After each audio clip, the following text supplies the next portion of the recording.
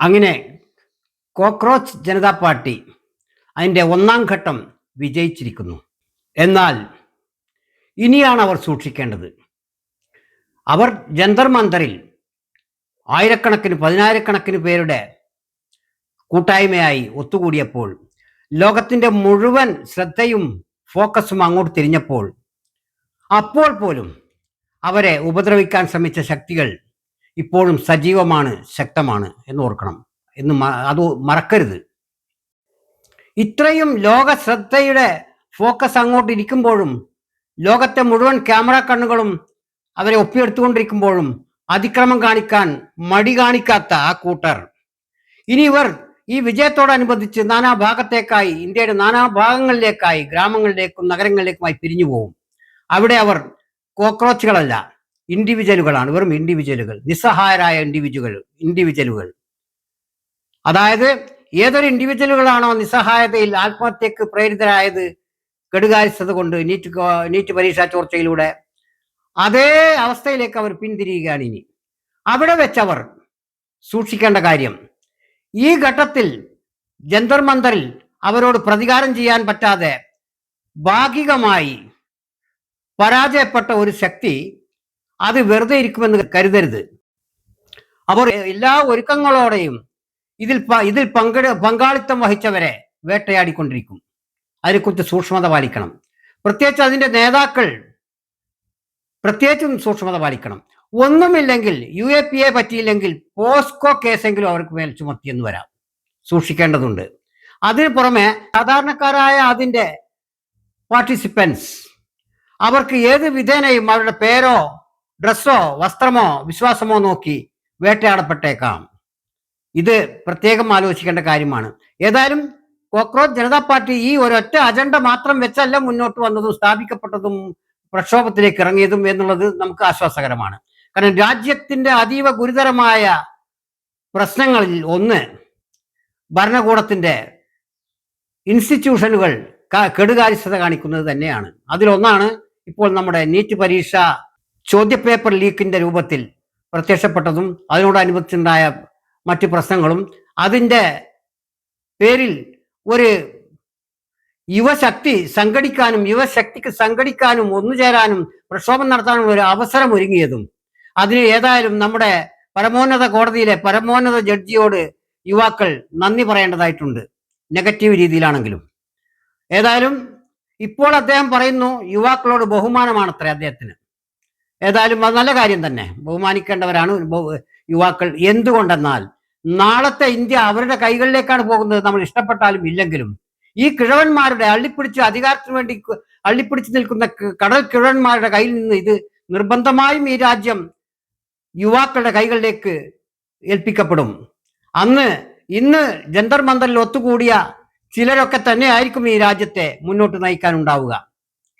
Jantar മന്തറിലെ cockroach Janata പാർട്ടിയുടെ വിജയം ആ പാർട്ടിയുടെ മാത്രമോ, അതിന് നേതൃത്വം കൊടുത്ത, അതിനെ രൂപീകരിച്ച, അതിന് ആരംഭം കുറിച്ച, അല്ലെങ്കിൽ അതിനോട് പിന്നീട് പങ്കുചേർന്ന ആളുകളുടെ ഒക്കെ വിജയത്തെക്കാൾ, ലക്ഷക്കണക്കിന് അവിടെ പങ്കെടുത്ത അതിന്റെ പാർട്ടിസിപ്പന്റ്, അതിന്റെ പങ്കാളികളെക്കാൾ വിജയം യഥാർത്ഥത്തിൽ ഇന്ത്യക്ക് മൊത്തത്തിലാണ്.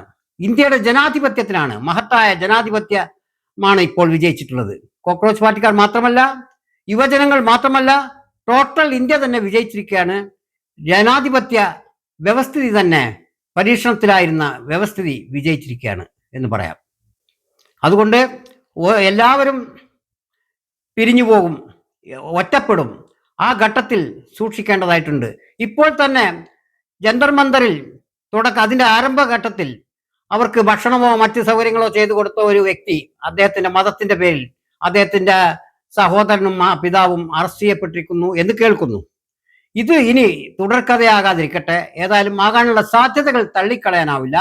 ഇതിൽ പങ്കെടുത്ത ഓരോരുത്തരും അവനവന്റെ സ്വയരക്ഷയ്ക്ക് വേണ്ടി ആവശ്യമായ കാര്യങ്ങൾ ചെയ്യണം, നിയമപരമായും മറ്റു രീതിയിലും. അതല്ലെങ്കിൽ ഏറ്റവും മാന്യത കുറഞ്ഞ ഒരു സമൂഹം, ഒരു സംഘം ആളുകളുടെ കയ്യിലാണ് ഇപ്പോൾ രാജ്യം അകപ്പെട്ടിരിക്കുന്നത്. തീർച്ചയായും അവിടെ മാന്യന്മാരുണ്ടായിരിക്കാം, തീർച്ചയായും ഇല്ലെന്ന് പറയുന്നില്ല. പക്ഷെ അമാന്യന്മാരുടെ ആധിക്യം ആ സംഘത്തിൽ ധാരാളമുണ്ട് എന്നുള്ളത് ജന്തർ മന്തറിൽ ഉടനീളവും കഴിഞ്ഞ 12 വർഷമായിട്ട് രാജ്യത്തിന്റെ ഭരണതലത്തിലും നാം സാക്ഷ്യം വഹിച്ചിട്ടുള്ളതാണ്.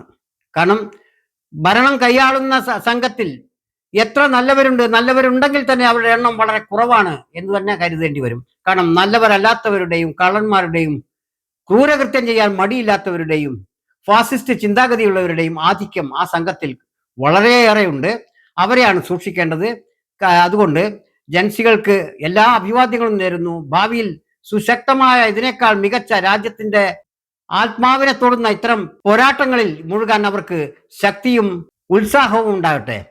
സ്വന്തം ശരീരത്തെ അതേസമയം സ്വയം കാത്തു രക്ഷിക്കാനുള്ള മുൻകരുതലുകളും അവർക്ക് കൈവിട്ടുകൂടാത്തതാണ്.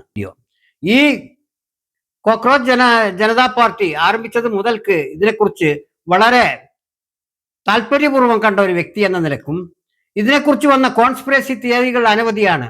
ഏറ്റവും ഒടുവിൽ അമേരിക്കയിൽ നിന്ന് വരെ പണം വന്നു എന്ന് പറഞ്ഞു. പാകിസ്ഥാനിൽ നിന്നോ ബംഗ്ലാദേശ് ജമാഅത്തെ ഇസ്ലാമിയിൽ നിന്നോ എന്തെല്ലാം ഫേക്ക് ന്യൂസുകൾ പ്രചാരത്തിൽ വന്നു.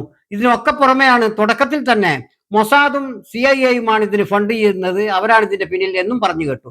പക്ഷേ എല്ലാ കാര്യങ്ങളെയും അവഗണിച്ചുകൊണ്ട് യുവജനങ്ങൾ അവരുടെ യഥാർത്ഥ നീറുന്ന പ്രശ്നം എന്താണോ അത് സ്പോൺസർ ചെയ്തിട്ടുള്ള ആരായിരുന്നാലും ശരി അവരുടെ പ്രശ്നങ്ങളെയാണ് ഈ കോക്രോച്ച് ജനതാ പാർട്ടി അഭിസംബോധന ചെയ്യുന്നത്, അഡ്രസ് ചെയ്യുന്നത് എന്ന ഒരൊറ്റ കാരണം കൊണ്ട് തന്നെ ഈ വീഡിയോ ചെയ്യുന്ന ഞാനും രാജ്യത്തെ ലക്ഷോപലക്ഷം കോടാനുകോടി യുവജനങ്ങളും അവരുടെ മാതാപിതാക്കളും രാഷ്ട്രത്തിന്റെ ഭാവിയിൽ താല്പര്യമുള്ള മുഴുവൻ ജനങ്ങളും രാഷ്ട്രീയ മത ജാതി ഭേദമന്യേ ഈ കോക്രോച്ച് ജനതാ പാർട്ടിക്ക് പിന്തുണ നൽകിയത് അവരുടെ പിന്നിൽ അവരുടെ സ്പോൺസേഴ്സ് ആരാണെന്നോ അവരുടെ ഭാവി ലക്ഷ്യങ്ങളിൽ ഏതെങ്കിലും നിഗൂഢതകൾ ഉണ്ടെന്നോ ആലോചിച്ചിട്ടല്ല.